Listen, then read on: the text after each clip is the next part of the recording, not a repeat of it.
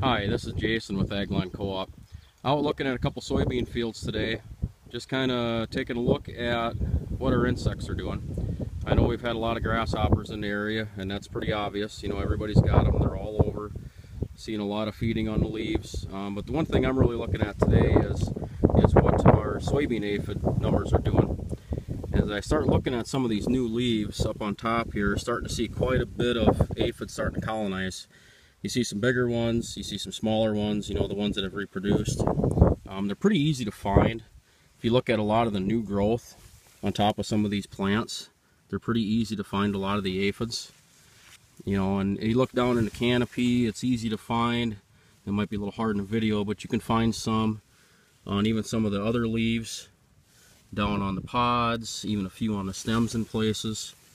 Some places the field are worse than others, but they are there. They're starting to reproduce, and they're just going to considerably get worse. You know, our conditions are looking pretty favorable for aphids. It's supposed to cool off here this next week. We've got moisture now, and these are actually my soybeans.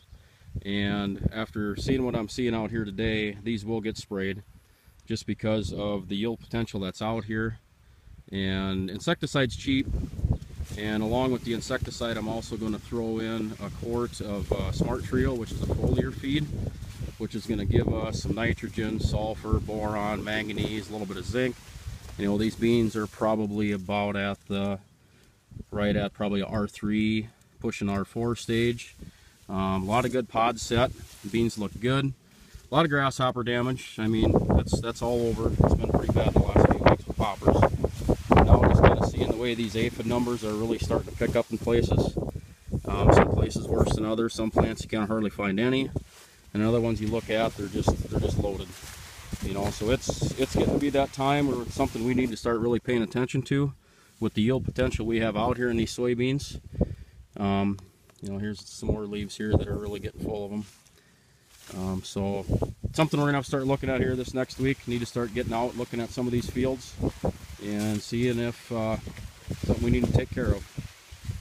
Again, this is Jason with Agland Co-op. Thanks.